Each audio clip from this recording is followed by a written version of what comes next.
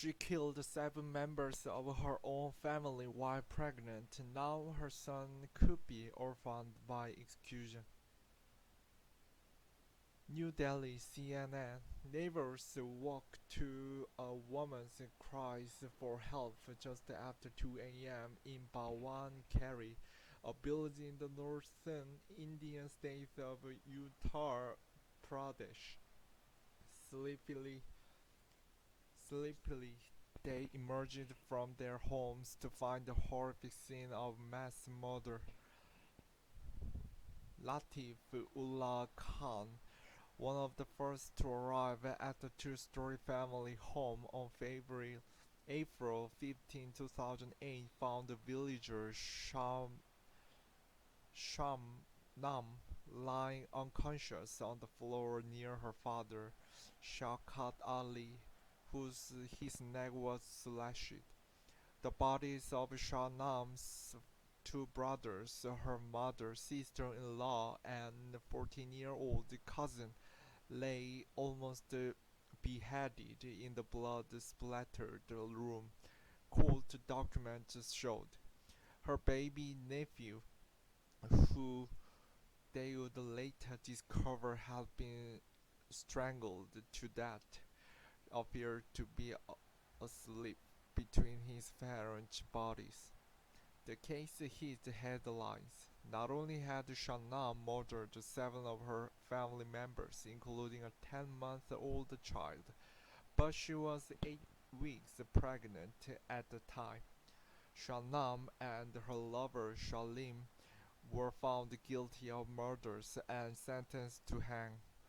If she is executed, Shanam, who like Shalim is only referred to in court document by one name, will be first woman given the death penalty in India since 1955.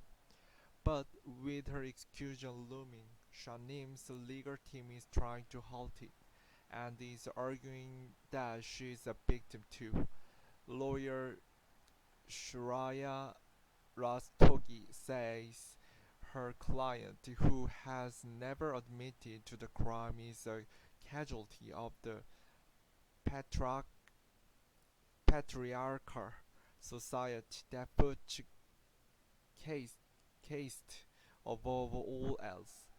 Aside from the people who died that night, the couple's crime created another victim, their son Bitu, not his real name, who Shanam raised in prison before giving him up. Now 12, Bitu is appealing to Indian President Ram Nath Kovind to show his mother mercy. Bitu, 12, with his foster father and legal guardian, Usman Saif. Why they did it.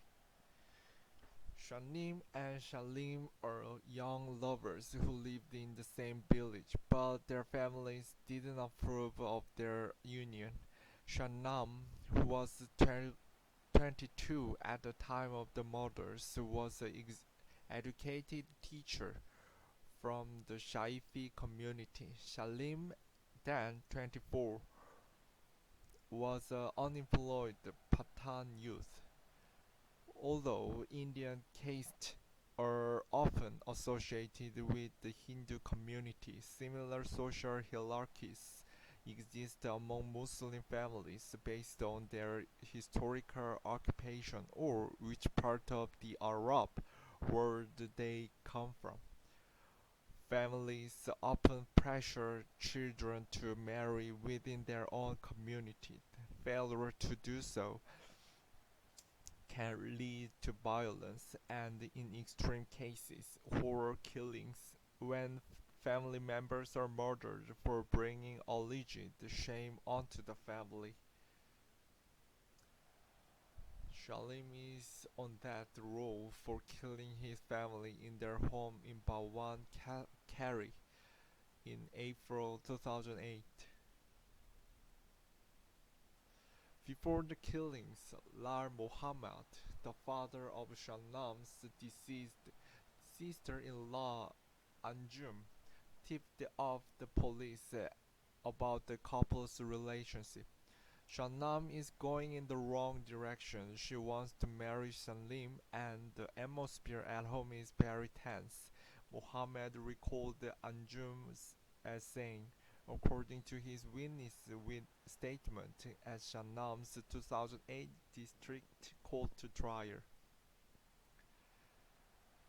A fellow teacher at the school where Shanam worked, Nischai Tyagi, testified that Shanam had told him she wanted to marry Shanim, but her family opposed it. Sukan Ali, Sanam's cousin, told the court Salim would often come to Shanam's house to meet her. Her father did not like this and beat her, he said. But there was something Sanam's family didn't know. The court heard that Sanam was already pregnant with Salim's child. In his ruling, the district court judge SAA Hussaini observed that locals would not have been able to accept the haram, illegitimate act, referring to their unborn child. However, the judge said the couple had all other options to escape the conservative society of Bawan Kari beyond murdering 7 people. It's not clear if Shanam knew she was 8 weeks pregnant at the time of the murders. Prosecution said prosecu- prosecution said she did and that partly motivated the murders.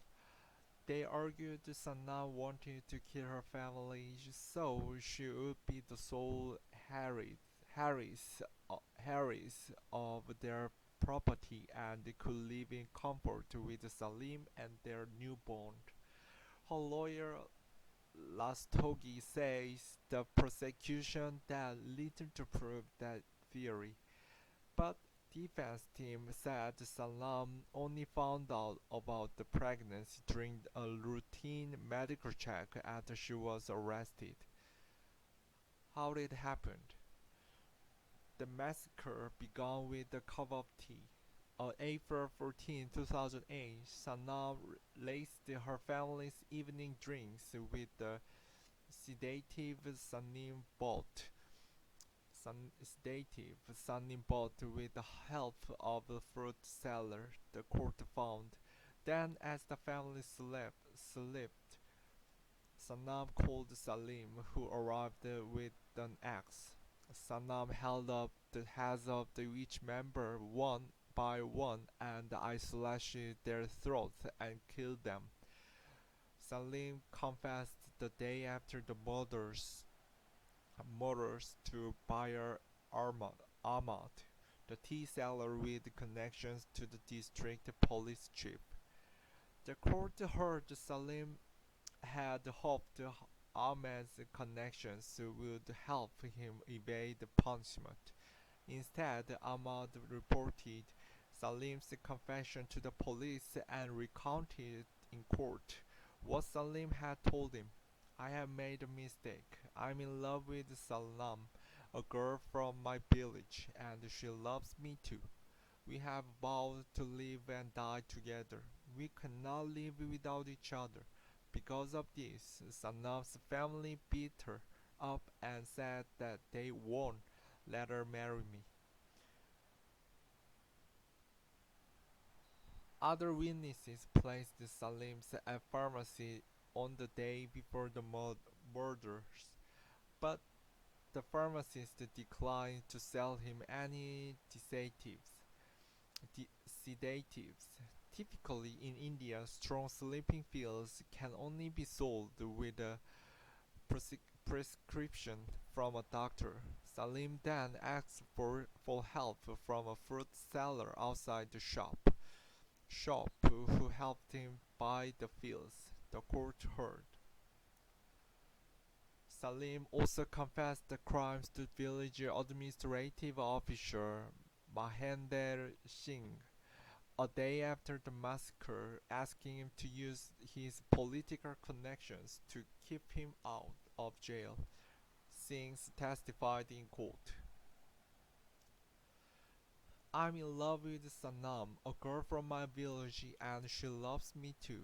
We have vowed to live and die together. Testimony quoting Salim.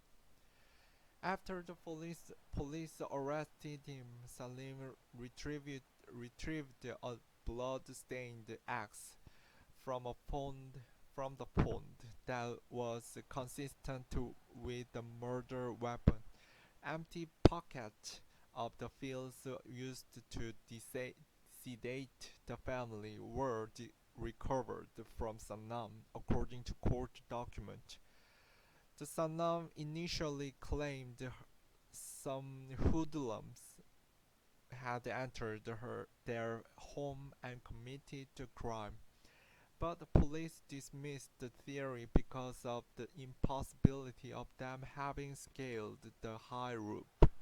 The home's iron door had been locked from inside, and there were no fingerprints or other evidence suggesting that the presence of unidentified assailants, according to testimony from forensic officer Manbir Singh. When Khan, the neighbor, arrived at the home, he said he found Sanam unconscious. However, the Supreme Court noted in its 2015 judgment that Sanam had feigned unconsciousness and laid by the side of the deceased father's mutilated body to callously insinuate that the crime had been committed by an outsider. Yet, while Sanam and Salim had allegedly murdered so they could be together, they turned on each other in the trial. Sanam alleging Salim alone had killed everyone. Salim said Sanam had been drinking wine and called him after she had killed her family, asking him to get rid of the evidence. The district court found the pair guilty of murdering 7 people and sentenced them to death by hanging. They appealed to High Court of Uttar Pradesh as well as the Supreme Court of India, the country's highest court, but each time their claims of innocence were dismissed. Giving birth behind bars, Salam and Salim's son Bitu was born in prison in December 2008, 8 months after the murders. Bitu is not his real name. The boy's foster father requests that CNN use his nickname as he has to deal with the social stigma of being the son of convicted murderers. Sanams raised Bitu in the women's prison, where she shared the barracks with other inmates. Other children came and went as their mothers were freed, but Bitu stays waiting for the day he turned 6, when he would be sent to live with someone on the outside, in accordance with the Indian prison rules. In prison, Sanam doted on her son, said her lawyer Lastogi. She tried to teach Bitu a little bit to the extent that she could, Lastogi said.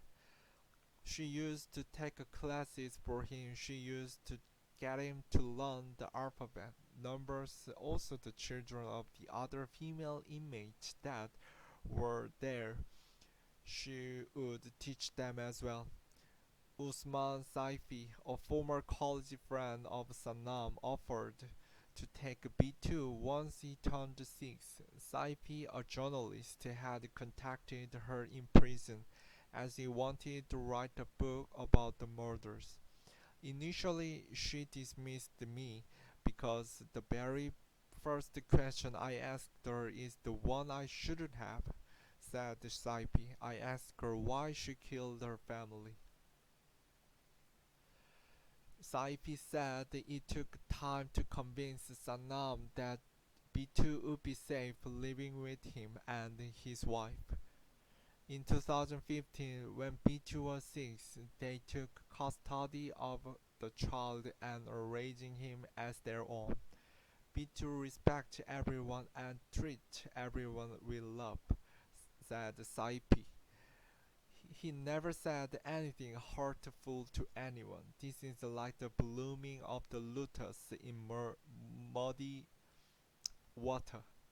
Initially, she dismissed me because the very first question I asked her is the one I shouldn't have. I asked her why she killed her family. Usman Saifi. But life is not easy for B2. The media attention was disrupting B2's life and his ability to focus on his studies. Saipi said he also struggles with being a child of murders. He added, one one day when he had gone to the Moscow, someone told him that he was the son of that Basham who was going to be hanged. This incident affected him a lot, and he was in bed all day, Saipi said.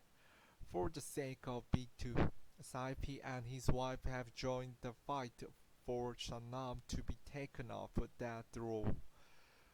Philia for mercy. While Salim swung the axe, Sanam's role in slaughtering her own family shocked the nation.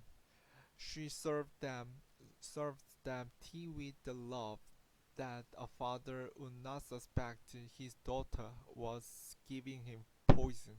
A mother would not suspect her daughter is giving her poison, the trial judge said in 2010. Her brother, sister-in-law, cousin, no one suspected. But Sanam knew that the last sip of this tea would be the last sip of their lives.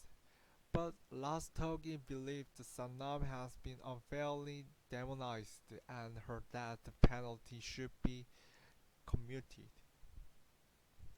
Shanam's lawyer, Sharla Rastogi, says her client's relationship with her son should be taken into account. Her view is backed by research from the Cornell Law School's Center on the Death Penalty worldwide that found women who violate the entrenched norms of gender behavior are more likely to receive the death penalty. Each 2018 report judged more than her crime found women facing the death penalty were cased as the femme fatale, the child murderer, or the witch. According to the Cornell report, women are judged for what society considered to be their moral failings beyond the crime itself. The Shanam and Salim contested the death sentence. However, the Supreme Court held that the punishment was proportionate and the crime fulfilled the conditions of a rare list of rare, which is required when imposing the death penalty. The death warrants were issued in May 2015. Under Indian law, these needed to be issued in minimum of 2 weeks before the execution. However, they were later revoked after legal challenge by Project 39A, a collective opposed to the death penalty in India. The court found the warrant had been issued in haste, as the prisoners still had legal remedies pending. But there is still a risk new death warranties will be issued. In February this year, lawyers for Shanam and Salim filed a mercy plea with the governor of Uttar Pradesh state as the representative of the president and the president himself. According to Lastogi, as per case law, when conferring a death sentence, a court must look at the criminal beyond the crime to see whether there exists the possibility of reformation and rehabilitation. What better way to understand the young mother than to see her through the lens of her relationship with her son? Lastogi asked, waiting for execution. Sanam's death sentence made headlines again in February after one of the last remaining hangmen in India visited the Mathura jail, the only one in the country with a hanging house for women. That promoted the speculation Sanam's execution date was fast approaching. We are fixing it up and making sure everything is in working condition, but we cannot do anything till the death warrant is issued. Once we have the date, then we can order the robbed, said Akhilesh Kumar, Deputy Inspector General of Prison for Uttar Pradesh. Meanwhile, the superintendent of the Mathura jail confirmed that hangman Pawan Kumar, who also hanged for convict in the 2012 Delhi gang rape case, visited the prison in February to inspect the female hanging house. He did visit. If there is something in my possession, it is my duty ensure it is the best shape. So if I feel that there may be something that needs to be fixed, I have to call the experts to take a look at it. Mathura Jail Superintendent Shailendra Maitreya said. Those in the country who have been campaigning to abolish the death penalty feel that excusing a woman for the first time in 66 years would be a step in the wrong direction. Sanam today stands in the death row quo, and if the death sentence is carried out, it would further enforce that the death penalty disproportionately first often the most marginalized, said lawyer and activist Brinda Grover.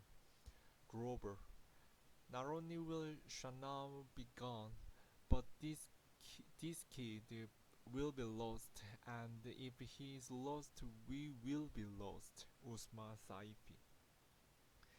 Since it was introduced in 2007, support for the United Nations resolution for a global moratorium on the death penalty has grown from 104 countries to 123 in 2012.